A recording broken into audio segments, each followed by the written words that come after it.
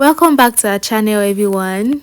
Are you tired of those pecky promotional emails clocking your inbox? Today I'll show you how to easily unsubscribe from emails on your iPhone. Let's get started. First, open the mail app on your iPhone. Navigate to your inbox and find an email from a sender you want to unsubscribe from. Tap on the email to open it. Most promotional emails will have an unsubscribe link at the top or bottom of the email. Look for this link, then tap on the unsubscribe link. This will take you to a web page or display a confirmation message that you've been unsubscribed. Alternatively, if the email supports it, Apple Mail may display an unsubscribe banner at the top of the email.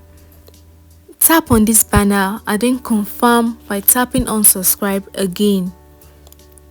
And that's it, guys. You've successfully unsubscribed from unwanted emails on your iPhone.